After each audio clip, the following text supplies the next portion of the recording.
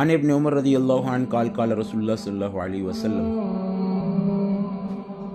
اذا لقيت الحاج فسلم عليه وصافحه مرة ان يستغفر لك قبل ان يدخل بيته فانه مغفور له۔ یہ احمد شریف کی حدیث ہے، رسول اللہ صلی اللہ علیہ وسلم کا ارشاد ہے، ابن عمر رضی اللہ تعالیٰ عنہ سے روایت ہے، جب کسی حاجی سے ملاقات ہو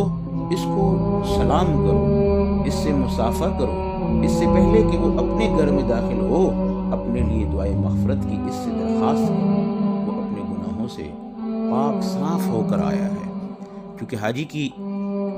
سب سے بڑی جزا جو ہے وہ یہی ہے کہ جب حج مبرور نصیب ہو جائے، نیکی والا حج یہ جس میں اس نے نیکیاں ہی کثرت سے کی ہوں، صدقے کی ہوں، سلام کیا ہو، تلبیہ پڑھی ہو، فرائض واجبات سنن تمام اپنی محل پر ادا کی ہوں، مکروہات سے، ممنوعات سے، منکرات سے بچا ہو، وہ حاجی جو ہے رجع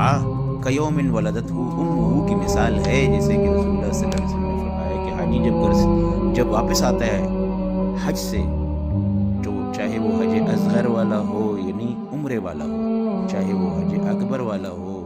حج والا ہو، تو دونوں صورتوں میں وہ مغفور ہوتا ہے، اس کی مغفرت ہو جاتی ہے، پاک صاف آتا ہے، جسے مانے اسے ابھی ہی جنا، تو اس سے مغفرت کی دعا طلب کرو۔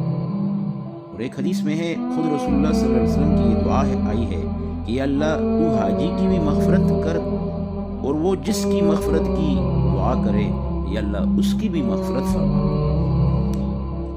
ایک روایت میں ایسے ہے کہ رسول اللہ صلی اللہ علیہ وسلم نے 3 مرتبہ یہ دعا کی ہے کہ اس سے اور بھی زیادہ تاکید معلوم ہوتی ہے کہ رسول اللہ صلی اللہ علیہ وسلم خود حاجی کے لیے دعا فرما رہے ہیں، اور وہ بھی تکرار، 1 نہیں 2 نہیں 3 بار فرما رہے ہیں کہ اللہ اس کی بھی مغفرت فرما، اور وہ جس کے لیے مغفرت طلب کرے اللہ اس کی بھی مغفرت فرما۔ وہ حضرت عمر رضی اللہ تعالیٰ عنہ سے روایت ہے حج کرنے والے کے بارے میں خاصتاً کہ اللہ کے ہاں اس کی تو مغفرت ہو ہی جاتی ہے، وہ حاجی 20 ربیع الاول تک جس کے لیے دعائے مغفرت کرے اس کی بھی مغفرت ہو جاتی ہے۔ سلف کا یہ معمول تھا کہ وہ حجاج کی بہت زیادہ ان سے طلب مغفرت کی درخواست کرتے اور استقبال بھی کرتے تھے، اور اسے دعا کی درخواست بھی کرتے تھے۔ اللہ تعالیٰ ہمیں حجاج کی قدر کرنے کی توفیق عطا فرمائے، اور جو فریضہ حج رکھتے ہیں یعنی جن کے سر پر یہ فرض ہے کہ وہ حج ادا کریں، اللہ تعالیٰ ان کے لیے آسانی فرمائے، اور دنیا کی محبت اور لالچ و حرص کی بنا پہ حج کی محرومیت سے بچائے۔